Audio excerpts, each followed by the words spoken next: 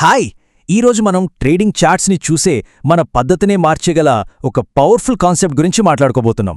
దాని పేరే candle range theory, లేదా సింపుల్గా చెప్పాలంటే CRT. ఒక్కటంటే ఒక్క క్యాండిల్ మార్కెట్ నెక్స్ట్ స్టెప్ ఏంటో చెప్పేస్తుందంటే ఇది ఊరికి అడిగే ప్రశ్న కాదు, మన ట్రేడింగ్ ఆలోచనా విధానాన్ని మార్చేసే ఒక ఐడియా. ప్రతి క్యాండిల్లోనూ మార్కెట్ కథ మొత్తం దాగుంటుంది. నమ్మశక్యంగా లేదా? పదండి ఆ సీక్రెట్ ఏంటో తెలుసుకుందాం. సరే, మన మొదటి సెక్షన్లోకి వెళ్ళిపోదాం. ఇక్కడ మనం ఒక రకంగా చెప్పాలంటే ఒక రెవల్యూషనరీ ఐడియాను చూద్దాం. ఏంటంటే ప్రతి క్యాండిల్ కూడా తనలో తాను ఒక చిన్న మార్కెట్ అన్నమాట. చూడండి, మామూలుగా ట్రేడర్స్ ఏం చేస్తారు? పెద్ద పెద్ద స్వింగ్ హైస్, స్వింగ్ లోస్ మీద కాన్సంట్రేట్ చేస్తారు, కరెక్టే కదా? కానీ ఈ క్యాండిల్ రేంజ్ థియరీ ఒక కంప్లీట్లీ కొత్త యాంగిల్ని మన ముందుకు తెస్తుంది. ఇది ఏం చెప్తుందంటే ప్రతి ఒక్క క్యాండిల్ని దానికదే ఒక కంప్లీట్ రేంజ్గా చూడాలి. దానికొక హై ఉంటుంది, ఒక లో ఉంటుంది. అంతే. ఈ చిన్న మార్పు మనం మార్కెట్ని చూసే విధానాన్నే మొత్తం మార్చేస్తుంది. ఇప్పుడు చూడండి, స్క్రీన్ మీద ఉన్న ఈ ఒక్క డైలీ క్యాండిల్ని గమనించండి. చాలామందికి ఇది ఒక రోజు ప్రైజ్ మూవ్మెంట్ అంతే కదా అని అనిపిస్తుంది. కానీ అసలు విషయమేంటంటే ఇందులో మనం ఊహించిన దానికంటే ఎంతో లోతైన సమాచారం దాగి ఉంది. సరే, ఇప్పుడు అసలు మ్యాజిక్ చూద్దాం. అదే డైలీ క్యాండిల్ని మనం జూమ్ చేసి 1 అవర్ టైం ఫ్రేమ్లో చూస్తే ఏమవుతుందో చూడండి. ఆ ఒక్క క్యాండిల్ విక్స్ ఇంకా బాడీ లోపల అచ్చం ఒక మార్కెట్ స్ట్రక్చర్ లాగా స్వింగ్ పాయింట్లతో సహా ఒక కంప్లీట్ నిర్మాణం కనిపిస్తుంది. అంటే ఒక పెద్ద క్యాండిల్ లోపల ఒక చిన్న మార్కెట్ నడుస్తోందన్నమాట. ఇంట్రెస్టింగ్ కదా?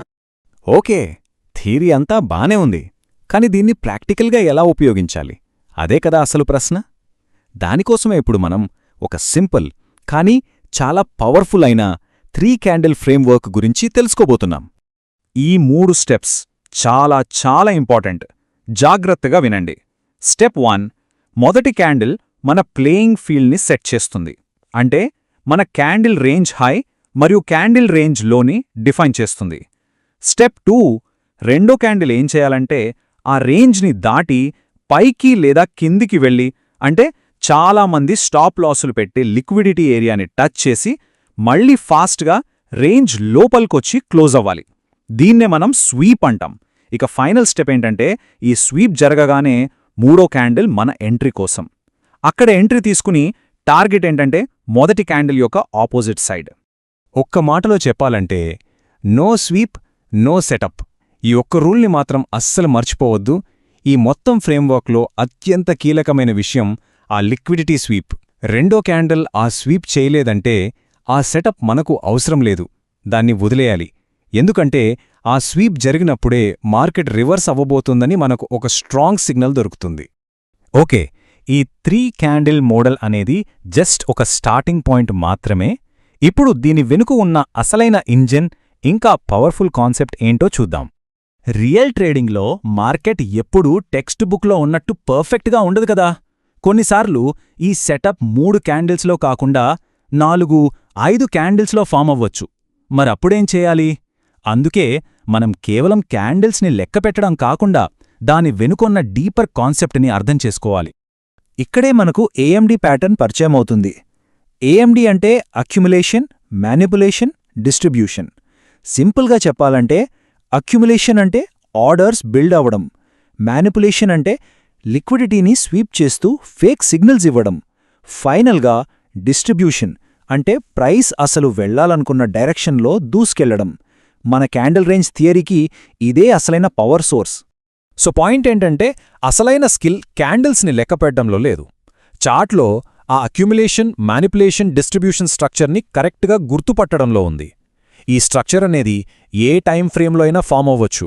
అది 2 క్యాండిల్స్ కావచ్చు, లేదా 10 క్యాండిల్స్ కూడా కావచ్చు. ఓకే, కాన్సెప్ట్ అయితే అర్థమైంది కదా. ఇప్పుడు ఈ నాలెడ్జ్ని ఉపయోగించి ఒక ట్రేడ్ని ప్రాక్టికల్గా ఎలా ప్లాన్ చేసి ఎగ్జిక్యూట్ చేయాలో స్టెప్ బై స్టెప్ చూద్దాం. సక్సెస్ఫుల్ ట్రేడింగ్కి టైం ఫ్రేమ్ అలైన్మెంట్ చాలా ముఖ్యం. మనమేం చేస్తామంటే డైలీ లేదా 4 అవర్ లాంటి పెద్ద టైం ఫ్రేమ్లో మన CRT రేంజ్ని ఐడెంటిఫై చేస్తాం. ఇది మన మ్యాప్ లాంటిది. ఆ తర్వాత 1 అవర్ లేదా 15 మినిట్స్ లాంటి చిన్న టైం ఫ్రేమ్లోకి వెళ్ళి పర్ఫెక్ట్ ఎంట్రీ కోసం కన్ఫర్మేషన్స్ వెతుకుతాం. సో గుర్తుంచుకోండి, బిగ్ పిక్చర్ కోసం higher time frame, perfect entry కోసం లోవర్ టైం ఫ్రేమ్. ఇదిగోండి ఒక ప్రో టిప్. మన రేంజ్ని గుర్తించాక దాన్ని సరిగ్గా 50-50గా డివైడ్ చేయండి. పై 50%ని ప్రీమియం జోన్ అంటాం, కింది 50%ని డిస్కౌంట్ జోన్ అంటాం. Logic simple. షార్ట్ ట్రేడ్లో అమ్మాలనుకుంటే ప్రీమియం అంటే ఖరీదైన ప్రైజ్లో అమ్ముతాం. లాంగ్ ట్రేడ్లో కొనాలనుకుంటే డిస్కౌంట్ అంటే చౌక ప్రైజ్లో కొంటాం. ఇలా చేయడం వల్ల మన రిస్క్ టు రివార్డ్ రేషియో అద్భుతంగా ఇంప్రూవ్ అవుతుంది. సరే, ఎంట్రీ తీసుకునే ముందు తొందరపడొద్దు. ఈ చెక్లిస్ట్ని ఫాలో అవ్వండి. 1. లోయర్ టైం ఫ్రేమ్లో లిక్విడిటీ స్వీప్ క్లియర్గా జరిగిందని కన్ఫర్మ్ చేసుకోవాలి. 2. మార్కెట్ స్ట్రక్చర్లో ఒక మార్పు రావాలి. దాన్ని చేంజ్ ఆఫ్ క్యారెక్టర్ లేదా CHOC అంటాం. ఇది మొమెంటమ్ షిఫ్ట్ని చూపిస్తుంది. 3. ఒక fair value gap FVG form అవ్వాలి. ఇది మనకొక పర్ఫెక్ట్ ఎంట్రీ పాయింట్ని ఇస్తుంది. ఈ 3 ఒకేచోట కనిపిస్తే అది ఒక హై క్వాలిటీ ఎంట్రీ సిగ్నల్. మన ఇప్పటిదాకా నేర్చుకున్నదంతా ఒక ఎత్తైతే ఇప్పుడు రాబోయే సెక్షన్ ఇంకో ఎత్తు. ఎందుకంటే ఏ ట్రేడింగ్ స్ట్రాటజీకైనా సరే కాంటెక్స్ట్ ఈజ్ కింగ్. అంటే సందర్భమే అన్నిటికన్నా ముఖ్యం. ఒక్కొక్కసారి ఒకే ప్యాటర్న్ ఫెయిల్ అవుతుంది, ఇంకొకసారి సూపర్ సక్సెస్ అవుతుంది. ఎందుకలా? దానికి కారణం కాంటెక్స్ట్. ఉదాహరణకి మన CRT సెటప్ ఒక బలమైన సపోర్ట్ జోన్కి ఎగెనెస్ట్గా ఫామ్ అయిందనుకోండి, దాన్ని ట్రేడ్ చేయకపోవడమే మంచిది. అదే సెటప్ ఒక కీ రెసిస్టెన్స్ లెవెల్ దగ్గర లేదా ఒక ఇంపార్టెంట్ లిక్విడిటీ ఏరియా దగ్గర ఫామ్ అయితే అప్పుడు అదొక హై ప్రాబబిలిటీ ట్రేడ్ అవుతుంది. అంటే ఆ సెటప్ ఎక్కడ ఫామ్ అవుతుందన్నది చాలా ముఖ్యం. సో ఈ స్ట్రాటజీని ఎప్పుడు వాడాలి? దీన్ని ఎక్కడ పడితే అక్కడ అప్లై చేయకూడదు. ఇది మార్కెట్ రివర్సల్స్ని పట్టుకోవడానికి ఒక షార్ప్ టూల్ లాంటిది. ముఖ్యంగా ప్రైస్ ఒక ఇంపార్టెంట్ లిక్విడిటీ లెవెల్ మీద అటాక్ చేస్తున్నప్పుడు లేదా ఒక కీ పాయింట్ ఆఫ్ ఇంట్రెస్ట్ అంటే ఒక PD అరే వైపు దూసుకెళ్తున్నప్పుడు ఈ థియరీ చాలా పవర్ఫుల్గా పనిచేస్తుంది. ఫైనల్గా ఒక్కసారి ఈ ప్రశ్న గురించి ఆలోచించండి.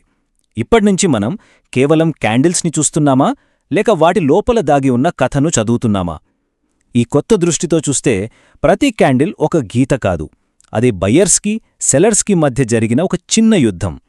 ఆ కథని చదవడం మనం నేర్చుకుంటే మార్కెట్ నెక్స్ట్ స్టెప్ ఏంటో అంచనా వేయడం మనకు చాలా ఈజీ అవుతుంది. ఇలాంటి మరిన్ని ఫైనాన్షియల్ స్ట్రాటజీల గురించి తెలుసుకోవాలనుకుంటే తప్పకుండా సబ్స్క్రైబ్ చేసుకోండి. ఈ సమాచారం స్నేహితులకు కూడా హెల్ప్ అవుతుందనుకుంటే వాళ్ళతో షేర్ చేయండి. ఆర్థిక ప్రయాణంలో ఇదొక మంచి స్ఫూర్తినిస్తుందని ఆశిస్తున్నాం.